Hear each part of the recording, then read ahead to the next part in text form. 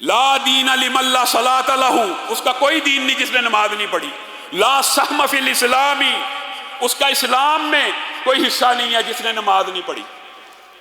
یہ میری بہنیں، بیٹیاں اور بیٹے، اگر یہ نماز کے بغیر، عمل کے بغیر آپ نے کیسے تصور کر لیا ایمان مکمل ہے ہی نہیں۔ اعمال بالجوارح، اعمال کر کے، عمل کر کے ہی بندہ مسلمان بنتا ہے۔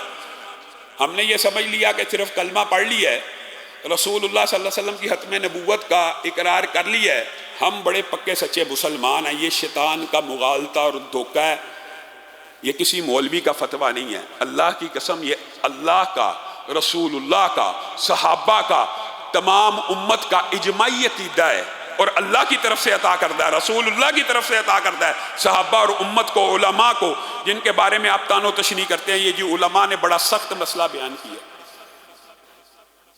صحابہ اس کو پکا کافر سمجھتے تھے جو بندہ، اور آج یہ بات بھی یاد رکھ لیجئے، جو بندہ عقیدے کے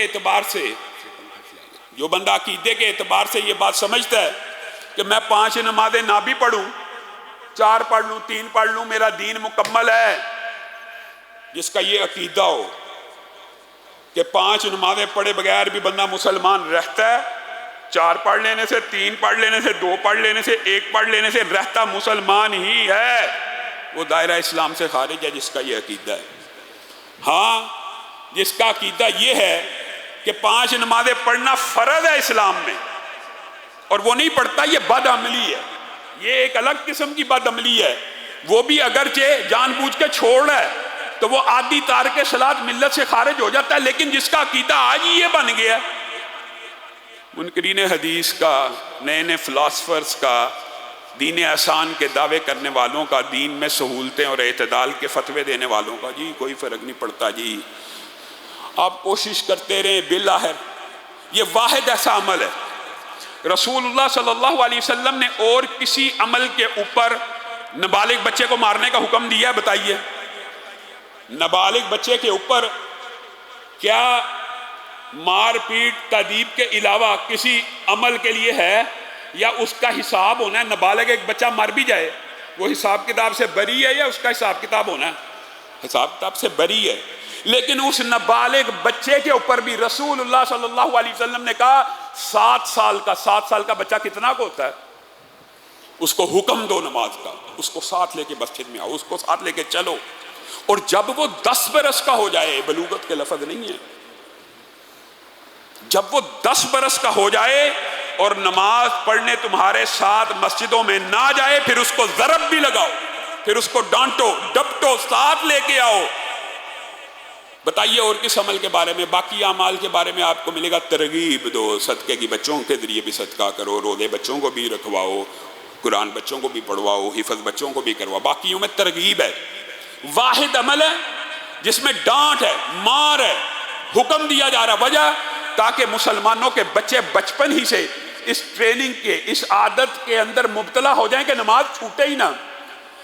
یہ بھی یاد رکھیے گا، نماز اول ہر بندے کے لیے عادت ہوتی ہے، عادت بنائیے۔ بعض لوگ یہاں پہ بھی تان کرتے ہیں، یہ جی نماز بطور عادت پڑھی جاتی ہے، آتے ہیں اللہ رب العزت کو آ کے سبق سنایا اور سبق سنا کے چل دیے، ٹھیک ہے، خشوع ہونا چاہیے، خضوع ہونا چاہیے، لیکن جو سبق سنانے بھی نہیں آ رہا، جو سبق بھی نہیں سنا رہا اللہ کو آ کے، اللہ نے جو مقرر کیا ہوا ہے اس کا کیا؟ تو اول ہر عبادت عادت ہوتی ہے، اول ہر عبادت عادت ہوتی ہے، لیکن جب وہ عادت پختہ ہو جاتی ہے پھر اس میں کسی دن خشوع بھی آ جاتا ہے، کسی دن خضوع بھی آ جاتا ہے۔ جب عادت پختہ ہو گئی ہے، 5 وقت اللہ رب العزت کی بارگاہ میں کھڑا ہو گیا ہے، اس کو نماز کے فضائل، نماز کی اہمیت کا ادراک اور شعور علماء سے، احادیث سے اس نے سن لیا، اخذ کر لیا کہ سجدہ تو انسان زمین میں کرتا ہے، ماتھا تو انسان زمین پہ رگڑ رہا ہے، ناک تو انسان زمین پہ رگڑ رہا ہے، لیکن اللہ رب العزت اس کا مقام اتنا بلند کر دیتے ہیں کہ سجدہ زمین پہ ہوتا ہے اور انسان کا سر اللہ رب العزت کے قدموں میں پہنچ جاتا ہے۔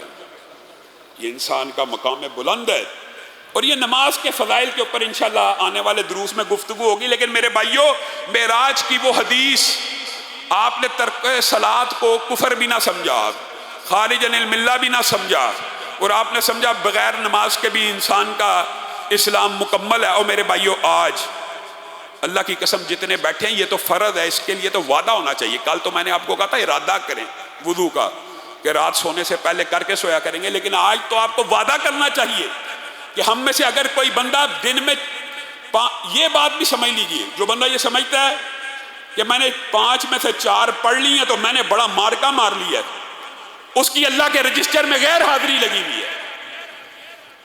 کہیں پورے قرآن پاک میں نماز پڑھنے کا حکم نہیں ہے، ہمیشہ کس چیز کا حکم ہے؟ قیام کرنے کا، قائم کرنے کا۔ اقام الصلاۃ، اقیم الصلاۃ، اقیم الصلاۃ، یقیم الصلاۃ، ہر جگہ قیام۔ ایک جگہ بھی قرآن پاک میں ذکر کی طرح نماز کا ذکر نہیں کیا گیا کہ پڑھ لو، کہیں پہ بھی نہیں ہے۔ ہمیشہ کیا کہا گیا؟ قیام کرو۔ قائم کرنے کا مطلب یہ ہے کہ ایک دن میں 5 پڑھو، 3 پڑھی، 2 پڑھی، 1 پڑھی، 4 پڑھی، برابر ہیں۔ قبول کس کی ہونی ہے؟ جس نے 5 پڑھی۔ اپنے حاضری کے رجسٹر میں 5 نمازوں کی حاضری لگائیے۔ جو سست ہے اس کو بھی چاہیے۔ یہ صرف ٹریننگ کے لیے کہہ رہا ہوں، ورنہ نماز کو وقت مقررہ ہی پر پڑھنا ہے۔ لیکن جو سست ہے وہ بھی آج یہ وعدہ کرے اللہ سے، سابقہ گناہوں کی معافی مانگے، تجدید عہد کرے، تجدید عزم کرے، اور یہ اللہ سے وعدہ کرے اللہ رات اس وقت تک سوؤں گا نہیں جب تک رجسٹر میں 5 کی 5 لکھ کر فرشتے حاضری پوری کی پوری نہیں لگا دیتے۔ پھر وہ بندے کو عادت پڑ جائے گی، پھر جب اکٹھی پڑھے گا 2 3 نمازیں، تو پھر شاید وہ وقت کے اوپر پڑھنا شروع کر دے۔ یہ بہت سے لوگوں نے تجربے اور مشاہدے سے یہ باتیں کی ہیں۔ اسلام کا مطلوب نہیں ہے، لیکن آپ کو کہہ رہا ہوں ابھی بھی کوئی کمزور ہے تو وہ اس طرح اپنی ٹریننگ کر لے۔